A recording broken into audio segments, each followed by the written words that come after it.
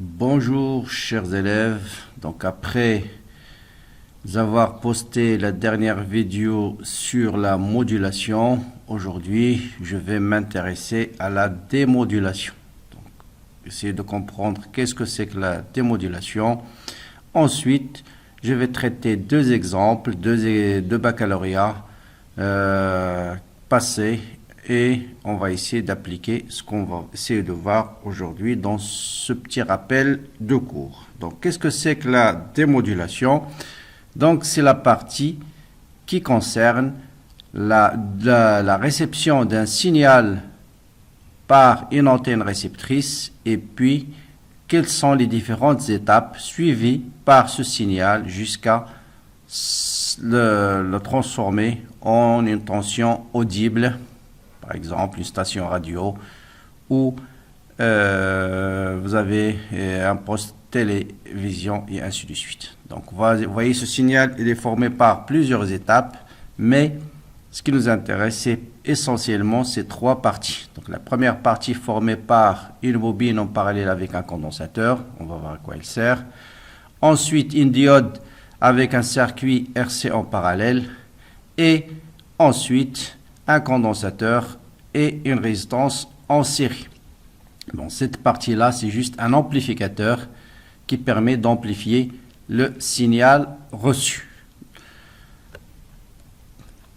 Bien, le but de la démodulation, donc comme nous avons vu dans la dernière vidéo, la modulation, ça consiste à transformer, à multiplier un signal de basse fréquence par une onde haute fréquence et on obtient un signal modulé, c'est celui-là. Donc voilà, ça c'est la partie ou le signal qu'on avait obtenu à la sortie de la modulation. Maintenant, on va faire l'inverse. À partir de ce signal modulé en amplitude, on va extraire juste l'enveloppe de ce signal, qui est le signal basse fréquence qui nous intéresse. Donc voilà le but de la démodulation. Bien, donc voilà le circuit dont on a parlé tout à l'heure et on va commencer par les différentes étapes. Donc l'étape 1, on va essayer de voir à quoi il consiste. Il consiste à détecter l'enveloppe. Donc, quelle est la partie responsable de cette étape-là? C'est ce circuit-là. Donc la diode avec le circuit RC en parallèle. Donc voilà la tension à l'entrée de la diode. Donc le détecteur d'enveloppe donc est formé par un quadripôle.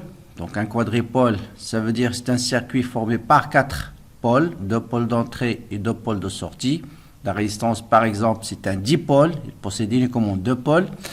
Donc constitué par quoi? Par une diode. On va voir à quoi il sert, quel est le rôle de la diode dans cette partie-là.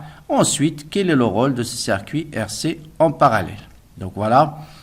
À l'entrée, vous avez la tension modulée en amplitude et à la sortie, on va voir que on va réussir à détecter l'enveloppe de ce signal. Donc la diode, quel est le rôle de la diode? Donc je vous rappelle, la diode, c'est un circuit qui se comporte comme un interrupteur, une diode idéale.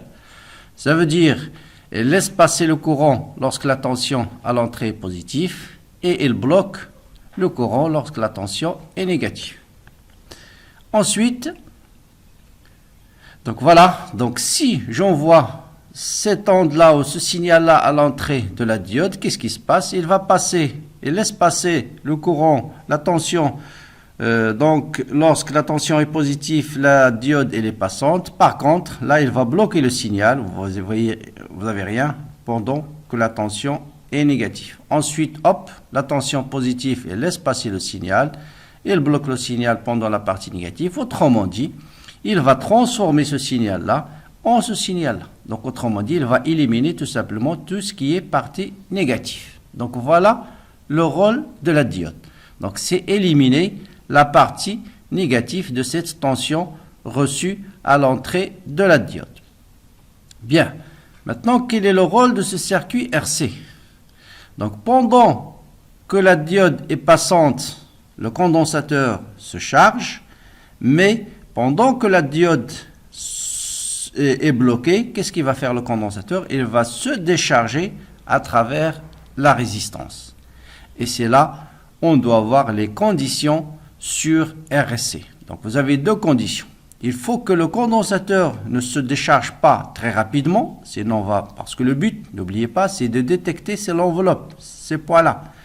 Donc il ne faut pas qu'il se décharge très rapidement par rapport à la période du signal haute fréquence, mais aussi il faut que sa période soit petite par rapport à la période basse fréquence, sinon il va rester constante et on ne va pas détecter l'enveloppe.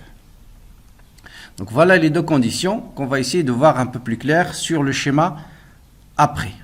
Donc voilà, donc je rappelle, donc voilà, ça c'est le rôle de la diode, ça c'est le signal à l'entrée de la diode, ce qu'on appelle un redressement.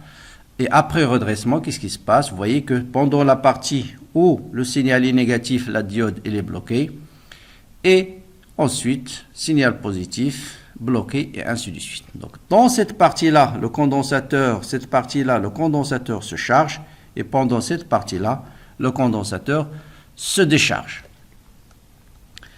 Donc voilà les deux conditions essentielles pour avoir une bonne modulation. Donc là, vous avez une mauvaise modulation. Vous voyez que le condensateur se charge très très rapidement. Donc vous voyez, on va détecter ce point, ensuite ce point, voilà.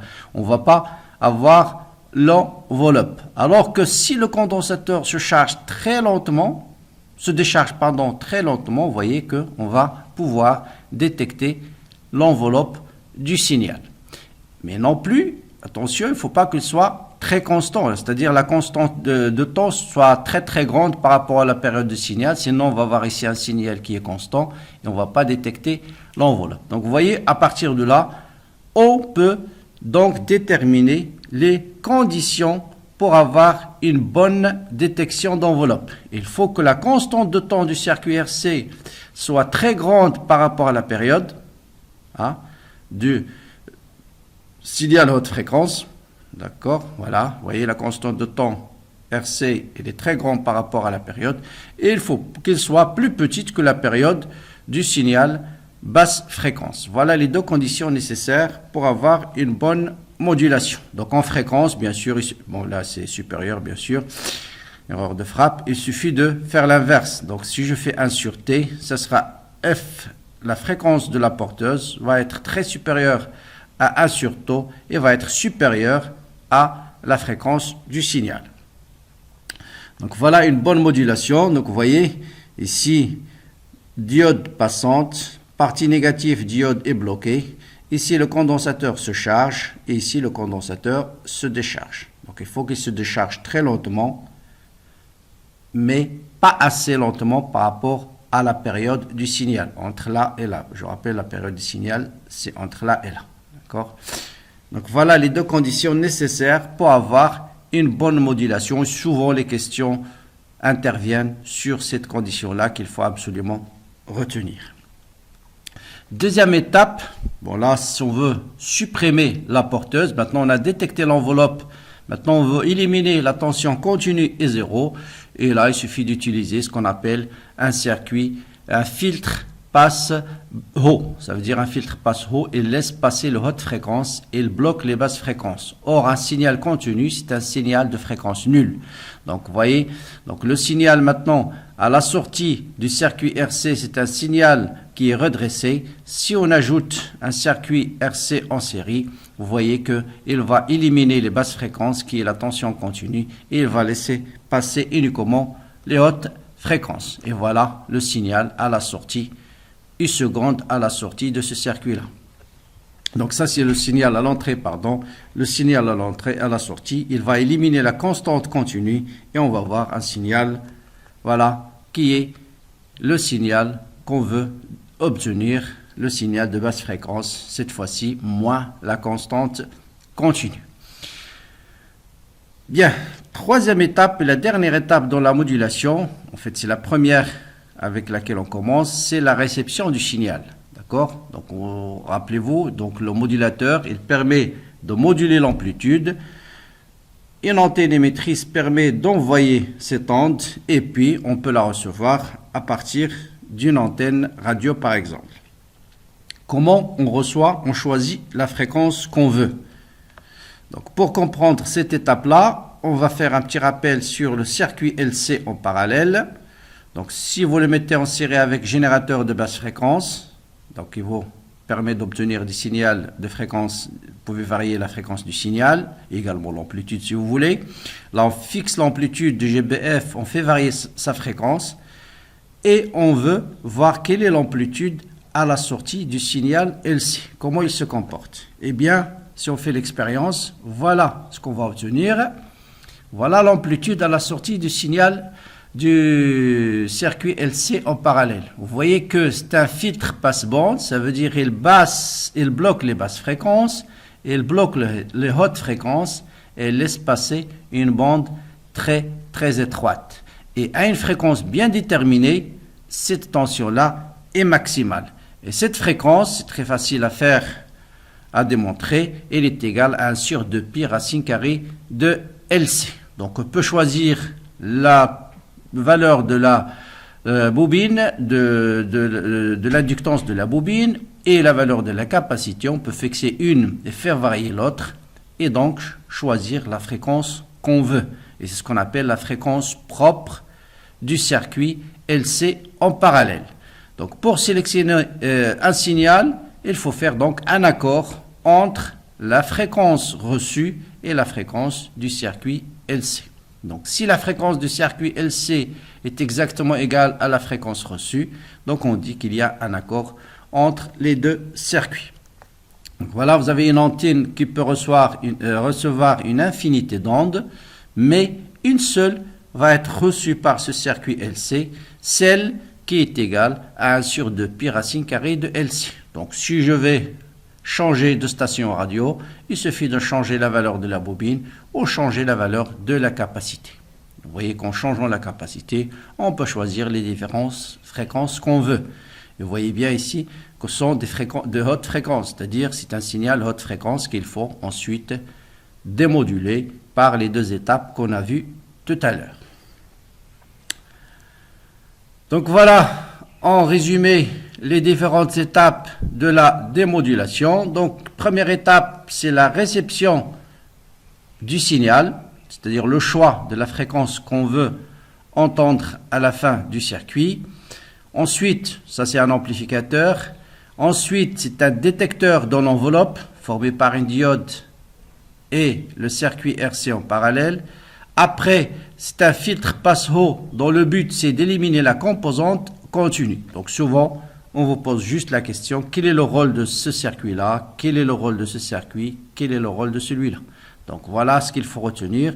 La première partie, c'est la détection de l'onde que l'on veut, donc c'est le choix de l'onde. Deuxième étape, c'est la détection de l'enveloppe. Et dernière étape, c'est l'élimination de la composante continue. Donc c'est ce qu'on appelle la démodulation. Donc un récepteur radio, amplitude, modulation d'amplitude, est constitué par les éléments suivants, une antenne, un circuit d'accord, donc des pôles LC, et un circuit de démodulation formé par deux parties, détecteur d'enveloppe et un filtre passe-haut qui permet d'éliminer la composante continue. Donc voilà ce qu'il faut savoir sur la partie démodulation. Et vous allez voir après, donc vous allez voir après, bien sûr, quelques exemples. Et on va, donc je rappelle ici, avant de terminer, les deux conditions de la démodulation. Donc la période du circuit RC, c'est-à-dire R1 fois C1, doit être supérieure à la période de la porteuse, mais inférieure à la période du signal. Et bien sûr, en termes de fréquence, c'est l'inverse. La fréquence de la porteuse doit être très supérieure à 1 sur taux et supérieure à Fs. J'oublie toujours cette erreur de frappe. Donc voilà un premier exemple d'application. Donc c'est le corrigé du baccalauréat 2014, option PC. Donc voilà, on vous donne ici sur la figure, celle-là, on représente le schéma simplifié réalisé par une modulation d'amplitude. L'expression de la tension dans le système international à la sortie du circuit récepteur s'écrit sous la forme, donc on vous donne I de T. Déterminer les fréquences de la porteuse et la fréquence du signal modulé. Déterminer le taux de modulation. A-t-on une bonne ou une mauvaise modulation? Et le circuit de démodulation est formé par le condensateur et conducteur ohmique déjà étudié, c'est-à-dire 1,2 microfarad et 1 kilo-ohm. Est-ce que les élèves ont obtenu une bonne démodulation? Donc vous voyez, ce sont essentiellement des questions de cours. Donc là, ça vous rappelle la tension à la sortie du modulateur. Donc ça, c'est la fréquence, le signal de la porteuse. Ça, les composantes continues. Et ça, c'est le signal qu'on va transporter. Bien, donc déterminant la fréquence de la porteuse, il suffit d'écrire le signal I de T. Donc je vous rappelle ici cosinus oméga T. Donc souvent on écrit le signal sous forme cosinus oméga T ou bien 2pi fois F. 2pi fois F. Donc ça, c'est la fréquence de la porteuse, se trouve dans ce terme-là, et la fréquence de signal se trouve dans cette partie-là. Donc la fréquence du signal modulé, donc là ça vous rappelle ici, constante K fois U de M plus U0 fois la tension de la porteuse. Donc on voit tout de suite que 2 fois 10 puissance 4 c'est 2pi fois F, P fois la fréquence de la porteuse, et 10 puissance 3 fois pi c'est égal à 2pi fois la fréquence du signal. Et donc on déduit facilement que 2 fois la fréquence du signal c'est 10 puissance 3, donc la fréquence du signal c'est 500 Hz. Et 2 fois la fréquence de la porteuse égale à 10 puissance 4, 2 10 puissance 4, donc il est là, 2 10 puissance 4, donc la fréquence de la porteuse c'est 10 puissance 4 Hz. Donc deuxième question, quel est le taux de modulation? Donc j'ai rappelé la dernière fois deux formules, j'ai donné deux formules pour le taux de modulation, ça dépend des courbes qu'on a en fait. Donc soit l'amplitude de la tension du signal basse fréquence divisé par la composante continue, ou bien US max moins US min sur US max plus US min. Ça, si on vous donne le signal de l'onde modulée. D'accord? Donc là, plutôt on va utiliser cette expression-là parce que j'ai la composante continue qui est 0,7. J'ai l'amplitude de la tension du signal basse fréquence qui est 0,5. Et donc, je peux calculer facilement cette tension-là, ce taux de modulation, donc c'est 0,5 volts divisé par 0,7 qui est égal à 0,7. Bien, le circuit de modulation, donc bien sûr M est inférieur à 1, donc on a une bonne modulation. Maintenant, le circuit de démodulation est formé par le condensateur et conducteur ohmique déjà étudié dans la première partie, c'est-à-dire 1,2 microfarad et 1 kilo-ohm. Est-ce que les élèves ont obtenu une bonne démodulation? Donc là, il suffit de se rappeler sur la condition que j'ai donnée tout à l'heure. Le circuit RC, sa période doit être très supérieure par rapport à la période de signal haute fréquence, mais inférieure à la période du signal basse fréquence. Voilà, c'est cette condition qu'il faut vérifier. Donc, taux doit être très supérieur à la période de la porteuse et inférieur à la période du signal, ou bien en termes de fréquence, la fréquence de la porteuse doit être très supérieure à sur taux, mais supérieure à Fs. Donc il suffit de calculer taux qui est égal à R fois C, mais à condition d'abord de ne pas oublier d'utiliser les unités internationales, c'est-à-dire transformer le microfarad en farad et le kilo-ohm en ohm. Donc taux, ça vous donne 1,2 10-3 secondes. Je vous rappelle que l'unité de taux, c'est le temps. Donc on vérifie bien. On calcule un sur taux, donc ça vous donne 0,8 10 puissance 3, c'est-à-dire 800 Hz. Et on a bien, si on le compare par rapport à la fréquence du signal, elle est supérieure à la fréquence du signal, 800 est supérieur à 500, et elle est très inférieure à la fréquence de la porteuse, 800 est très inférieure à 40 000 Hz. Donc cette condition-là, elle est bien vérifiée. Donc les étudiants ont bien obtenu une bonne modulation.